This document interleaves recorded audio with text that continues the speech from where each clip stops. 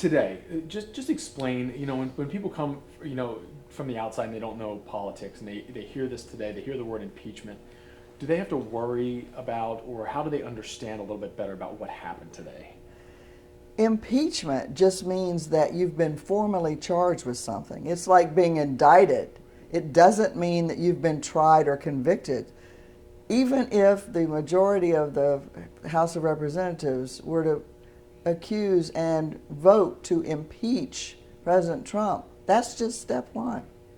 Step two, the trial goes to the U.S. Senate, which is controlled by Republicans, and 2/3 vote there is needed to actually remove and convict. So this is just one of those cases of where people hear the word impeach and they automatically think the person's going to be convicted and out of office. No, it is not that at all. It's just like a formal charge or an indictment, and that hasn't even been done yet because the committees have to meet to come up with the formal charges of impeachment. We're a long way from that yet. And this could be a long process. The last time, of course, was with Bill Clinton in his second term, and it took a couple months before it worked its way through the House, and another couple months before it worked its way through the Senate. The Senate ultimately did not convict and remove President Clinton. The timing of this, good or bad?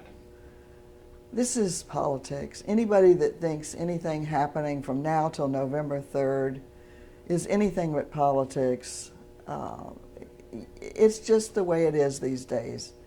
It's so close, the country is so deeply divided that each party is trying to position itself for the election coming up and the people who run for Congress and state legislatures and everything else.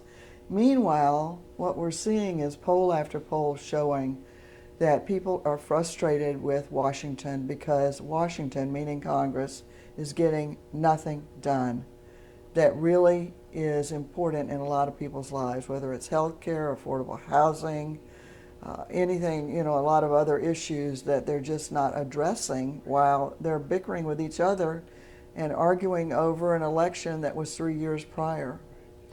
At the end of the day, does the average American, when they turn on their TV and they hear impeachment today or the fact that they're going to start the impeachment process, does the average American care about the inside baseball of this political game right now?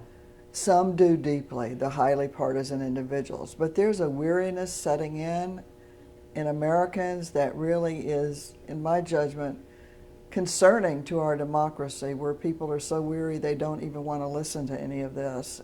And this is an important discussion. It is an important discussion, but they've got so many other things going on in their lives, and they're just so tired of hearing about politics. Right. Because politics, to many, many people, is Washington. It's not local politics or Tallahassee, it's Washington, D.C., and they look up there and they don't like what they see because there's nothing being done that directly impacts their lives, and a lot of people are struggling. Their wages are flat, or they have a big health care problem, somebody in their family, or they're having trouble with housing or paying insurance.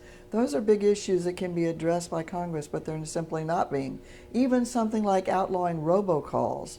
You would think they've talked about it in Congress, but nothing is happening. And so I think you understand the frustration of people. Please, just get something done. Representative Kevin McCarthy gave the counter response today, right after the announcement by House Speaker Pelosi. And he said, "You've done this 3 times already before, and it's failed. Enough is enough." The difference this time is that it involves international politics and international leaders, even though, of course, the Mueller report was related to that as well, but this is more direct.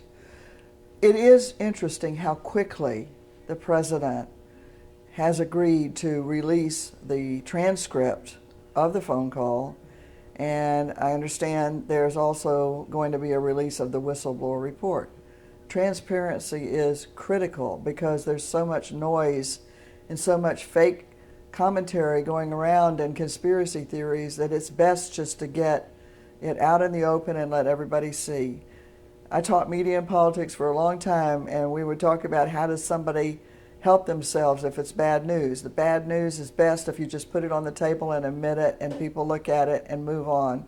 I think that's what's happening. The White House knows this is a big problem area. Just show it all. Anything else you want to add? It's important here because Florida is so close, and already you see a number of the sitting members of Congress who have endorsed Biden now also rushing to endorse impeachment. It's a very, very interesting because it is true. We're in the middle of one of the fiercest, most competitive Democratic primaries ever, and Biden's sort of the front runner, and a lot of them have already gone out on the limb with him, and who knows what this will turn up on his account either. So there's, it's like juggling. A bunch of balls are in the air, and where they fall, nobody knows.